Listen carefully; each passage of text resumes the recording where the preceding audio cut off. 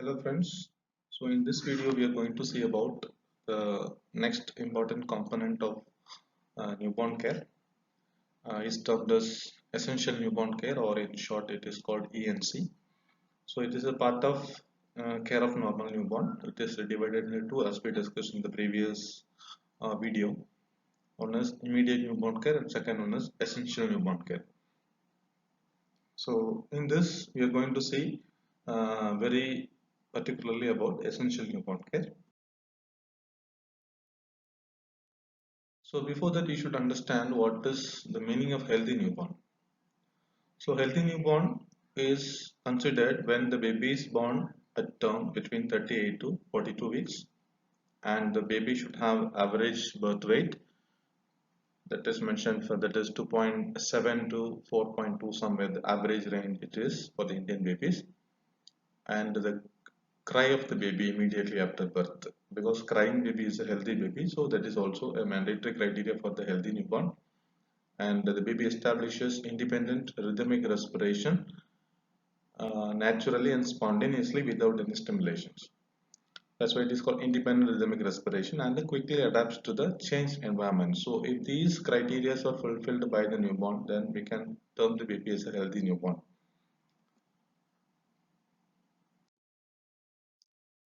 Now moving to the concept essential newborn care.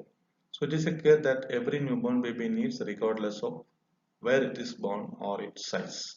So there is no matter where the baby is born and what is the size of the baby, irrespective of these two criteria, we are providing this essential newborn care to all the babies. And it should be applied immediately after the baby is born and continue for at least the first 7 days after birth.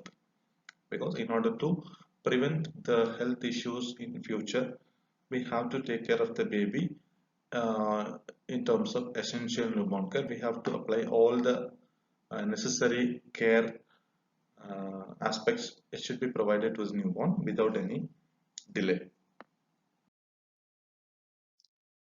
Now, there are two concepts when we talk about this essential newborn care. One is basic care and second is special care. So basic care, to whom we are going to give, it includes interventions for all infants to meet their physiological needs. So it includes, we can say, the temperature, pulse, respiration, and etc. etc. So all the physiological needs in basic care we are going to cover, and whereas in special care it is required for a small group of newborns because diseases acquired before, that is before the baby is born and the fetus is in uterus, during or after birth, and or because they are born too soon or too small. So this is related to the preterm babies or premature babies and the low birth weight babies and the small for gestation age. So all these babies, categories of babies, are required some special care.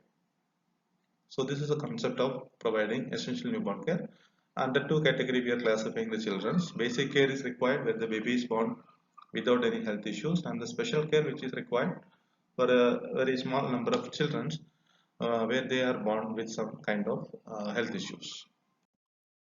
And the new normal term babies should be kept with their mothers rather than in a separate nursery, because to promote bonding and all other growth and development aspects, so the baby and the mother should be kept together. Okay, so that process is called bedding in or rooming in, and there are some advantages for the baby as well as for the mother because of this bedding in or rooming in procedure.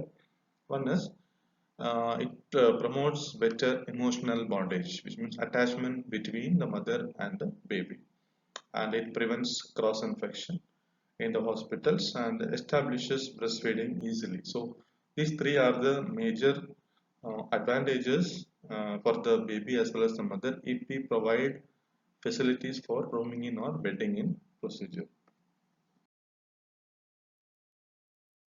So this picture depicts about the importance of roaming in or keeping baby near to the mother. It is recommended that baby shares a room with his parents for at least the first 6 months, as this helps protect babies against cot death. So cot death is nothing but it is sudden infant death syndrome. We'll see in the next slide about this. Before that, why roaming in or bedding in is important. So we will see from the mother's perspective. One is the mother feels that I learn to recognize when my baby needs feeding. So feeding is the most important aspect in growth and development of the newborn. So here it helps the mother to understand when the child needs feeding, on-demand feeding we can say. Secondly, the mother learns how to comfort and handle my baby, especially in case of priming mother. This is the most important aspect. The mother has to understand how to handle the newborn baby since the mother is a priming mother. And if you see the baby's point of view or baby's perspective, the baby feels that I learned to recognize my mommy. Okay, the child understands who is my mother, and it helps the baby to have bonding or attachment with the mother. Secondly, I can feed whenever I need to. So feeding anytime is possible if the baby is placed near to the mother. So collectively, this is an important procedure which helps both mother and baby to grow together, to understand each other, and to develop better bonding between mother and the baby. So coming to the point of cord death, it is otherwise called sudden infant death syndrome. So it is an unexplained death of a child less than 1 year of age, and it occurs during sleep for unknown cause, and it is associated with the defects in the portion of an infant's brain that controls breathing and arousal from sleep. And combination of physical and sleep environmental factors are responsible for causing this sudden infant death syndrome. So how can we avoid, especially when we place the baby or when we make the baby to sleep on the cot? So we have to be very conscious and careful that we are covering the baby with the sheets or which is very hard or which is heavy weight, and sometimes it happens. So what we have to do is we should not use a pillow. That consider offering a dummy we can give. And while covering the baby's body with the bed sheet, we have to see that it should cover just to the shoulders only. And always make sure that the feet is just touching the cot of the touching the lower end of the cot, and we have to place the baby always on his or her back, and we have to use layers of sheets and the blankets rather than a duvet. And finally, it is recommended that always mother should be there or the baby should be placed near to the mother only, next to the mother's bed. So in this way, if we make the baby to sleep, we can prevent and we can avoid the problems of the sudden infant death syndrome. Okay, this is an additional tip which is included in this essential newborn care. So apart from that, we have some daily routine care activities which is to be provided to the neonates. So those routine cares are: one is warmth, breastfeeding, skin care, baby bath, care of umbilical cord, care of the eyes, gentle care, and gentle observation and weight recording of the baby, then immunization and follow-up and advice. So these are the daily routine activities the mother has to carry out to protect the baby from any kind of issue. So let us see one by one. So providing warmth. So what we have to do is we have to keep the baby always dry, and we have to cover the baby, wrapping the baby with adequate clothing in 2 layers in order to avoid the problems of hypothermia. And the baby should be kept by the side of the mother. It promotes a bonding or attachment between mother and the baby, and it also enhances breastfeeding. And bathing is avoided to prevent hypothermia and infections in the first beginning days, right? Because once the vernous gaseosa and all other substances which is present over the baby's body is evaporated, and which promotes heat loss. And additionally, if bathing is given, that also again enhances and promotes heat loss that may lead to hypothermia, and baby may end up with the infections as well. So this should be delayed for some time, and we have to keep the baby always warm. Feeding is again the important part because it helps the baby to achieve the normal growth and development patterns, right? So baby should be put to the mother's breast within half an hour of birth. Colostrum feeding must be offered because many of the parents or the mothers, especially the rural mothers, are not aware about the importance of colostrum and what is colostrum. So the significance of colostrum, the first milk secreted by the mother is to be given to the baby, and it should not be avoided, and the components of the composition of colostrum should be explained to the mother. So initially the feeding should be given in short interval of 1 to 2 hours, and then every 2 to 3 hours on demand feeding can be given to the newborn. And significantly, exclusive breastfeeding, which means only breast milk should be given to the mother, given to the baby, even, not even a single drop of water, unless until if there is a medical indications, right? So it should be explained to the mother and the family members the importance of exclusive breastfeeding and what it contains and whether it is sufficient to feed the baby or not. So the importance of exclusive breastfeeding also should be explained. This is another important role of the nurses. And regarding skincare, the baby must be cleaned of blood, mucus, and meconium by gentle wiping before he or she is presented to the mother. So this is happening soon after birth in the delivery room itself.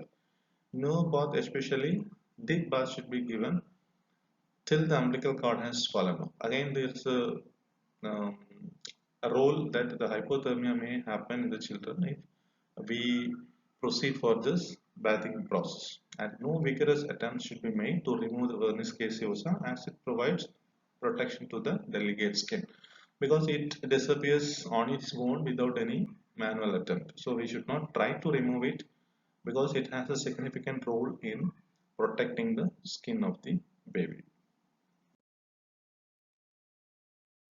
Baby bath. So bathing should be avoided in open place. Once if it is recommended that you can give bath to the baby, make sure that you are not giving bath to the baby in an open place. It should be given using warm water in a warm room gently and quickly. We have to complete the process. We should not expose the baby outside temperature for a longer time.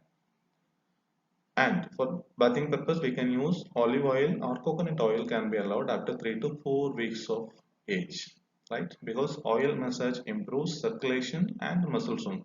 So this is a routine process you can see in the villages nowadays in all the families also.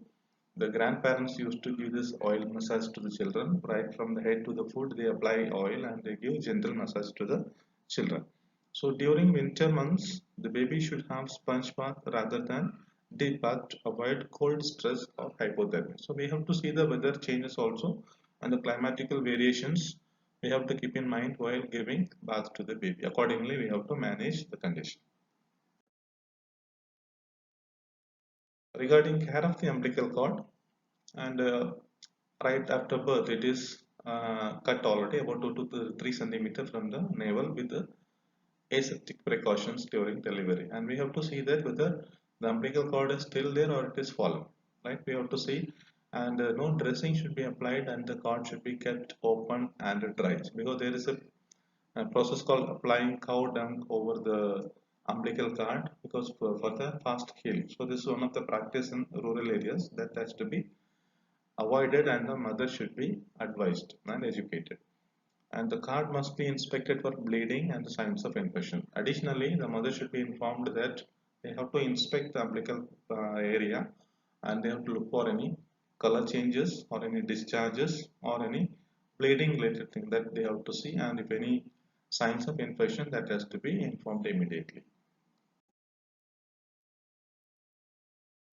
So similarly, we have to take care of the eyes of the baby also. So eyes should be cleaned at birth and once every day using sterile cotton swabs soaked in sterile water or normal saline. So these two items can be used. And application of kajal in the eyes must be avoided to prevent infection of lead poisoning. Again, this is one of the custom in many of the religions or the culture, applying kajal for the newborn babies. Okay, so this uh, the consequences of this applying kajal practice should be explained to the mothers properly and especially to the grandparents as well, and how it is going to affect the baby's health, that also should be explained in a better manner.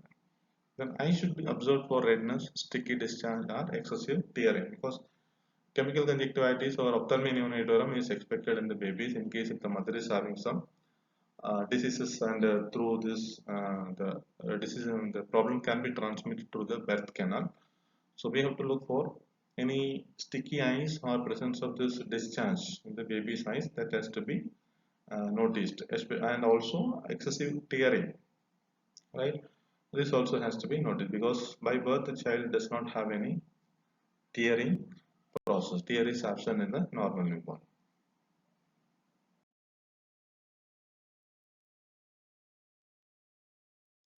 And dental care, baby should be kept with the mother in a well ventilated room, and no infected person should take care of or touch the baby. So the parents and the family members must be very vigilant that the infected person should not come near to the baby, or they should not handle the baby, right? Because of the cross infections and the transmission of the microorganism from one person to the another. And general cleanliness to be maintained and surroundings to be kept clean. So general cleanliness is always important. Wherever the mother and baby is there, that the area has to be kept clean, and wet nappies should be changed immediately. So these are the common observations of the mother or the person who is taking care of the baby. General observation, what we have to do is baby should be thoroughly observed daily for early detection of any abnormalities. Especially the focus should be on temperature, pulse rate, respiration, feeding behaviors, and stool, urine, and the sleeping pattern. So if any changes or alterations happens in these vital areas, this has to be identified and informed to the physician. Mouth, eyes, cord, and skin should be looked for any infections and any discharges. Right. So routinely, these observations has to be in place. So we have to look for the baby at least twice daily, and we have to see the variations in these normal vital parameters, as well as we have to look for any infections. Similarly, weight recording also, because we have to see whether the baby is growing or not. So the growth parameters should be assessed properly. The average daily weight gain in healthy term babies is about 30 gram per day in the first month of life. So every day it happens, right? So the changes in the weight the mothers can feel exactly. And 20 gram per day in the second month, then thereafter 10 grams per day afterwards during the first year of life. So every day there are changes in the weight ratio of the baby. So this has to be monitored clearly. And most infants double the birth weight by 4 to 5 months, or otherwise sometimes they are missing this weight monitoring or recording. They can simply calculate once the baby has completed 5 months or 6 months. See that whether the birth weight is doubled or not. That is another indication that you can monitor the weight of the baby.